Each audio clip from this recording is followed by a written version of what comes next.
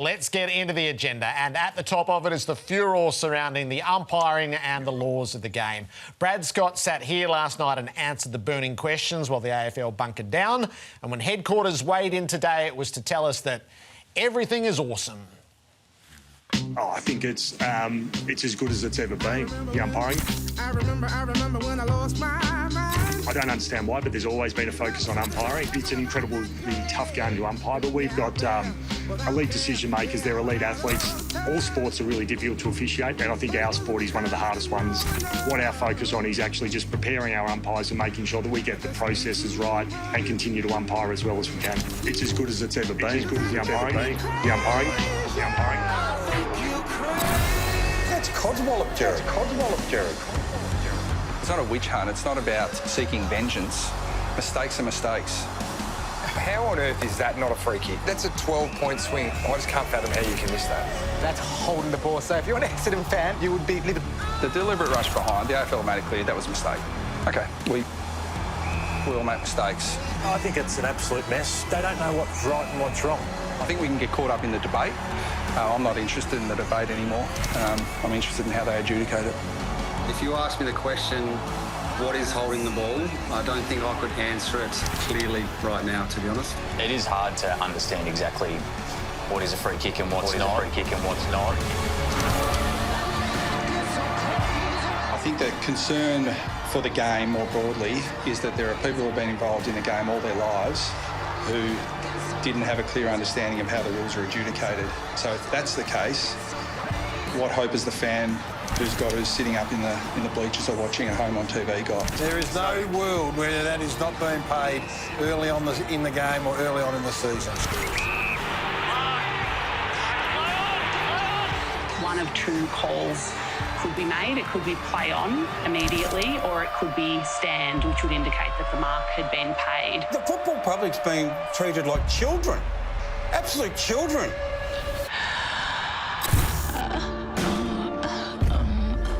Good music, wasn't it? Yes, there was a bit of Alfred E. Newman about the boss today. How do you think As Good As It's Ever Been will play with the football public, the constituency of the game, who are turning out in record numbers this year? No, I don't think it'll sit comfortably at all with the public.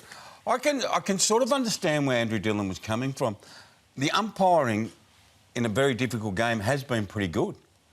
But what's happened is the interpretation change has left everybody confused. So that part of the game is ultra confusing by what the umpire is paying and what the umpire isn't paying. As a whole, they are probably umpiring very good. But when it comes to these new adjudications, everyone's lost. When you've got... Brad Scott last night, he said he's been in the game for, what, 35 years? I don't know how old he is, whatever he is. 35 years, we'll give him 35 years. When he is philosophically opposed to the umpiring department, the AFL, and says, well, if they can't understand it, how in the hell is the millions of footy fans in the bleachers and at home are supposed to understand it? We've got a problem. Why didn't Andrew Dillon... If you were his script writer or his speech writer, instead of saying, hey, say that we haven't got a problem, you know, just really like we always say, instead say something like this. You know what? We love our umpires and we understand what's going on at the moment. We've changed the rules mid-year, OK? And we're just having a bit of teething problems, just accepting what's going on in the game at the moment. But I assure you, we are going to be working through this and we're going to talk to the players, we're going to talk to the coaches.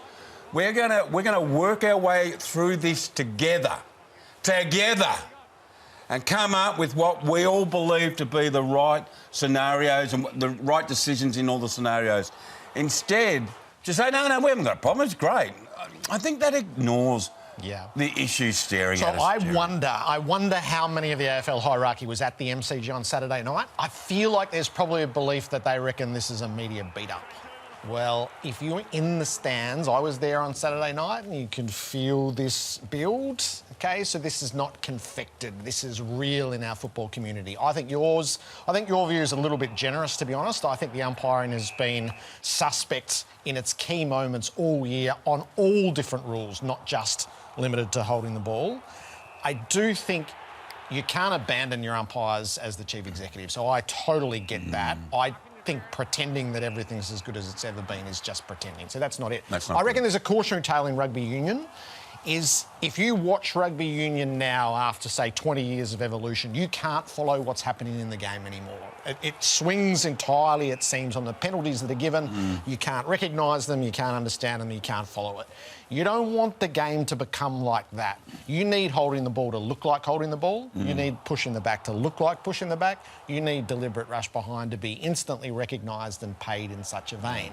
So that's where I think the overall conversation is. But you don't want to leave the football public behind here as you go sort of on an esoteric version of what the interpretations of the actual laws might be. I think we're in high-risk territory. And what we've seen at the flashpoints, at the moments where the what's warranted, what's necessary, the overall feel of the game, sometimes it's there and sometimes we're just going with the literal application of what's been said. Sometimes we're pretending they're right, sometimes we're justifying them, sometimes we're acknowledging that they're wrong.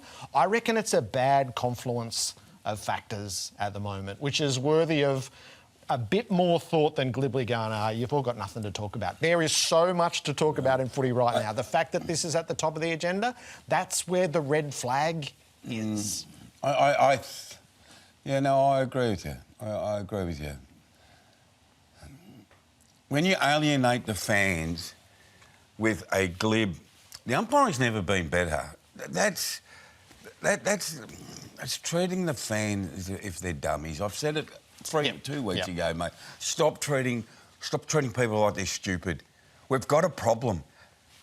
Admit there's a problem. Don't sweep everything aside and say, no, you're all stupid, we know best. Because no one wins with that. No one wins. It's our game. It's everyone's game. It's not the AFL's game. It's the Australian rules. And it gets me angry, mate. I'm really angry. I don't get angry often. It just annoys the hell out of me when people are treated with disdain. So that's what I feel what's happening. So I think you have to acknowledge, you'll never be able to placate the fans right at the centre of their own game. So the Essendon fans won't be placated, and nor should they be. Is at least 3 of the 5 were absolutely wrong, and then you can still debate the other 2. It's broader than that, though. It is. And I think they would do well to put some serious thought into it and do the off-season project. We'll call it a summer. Just bring everyone together. Rather than just go, you've all got nothing to talk about in the middle of winter. I reckon the arrogance in that is just too much for me.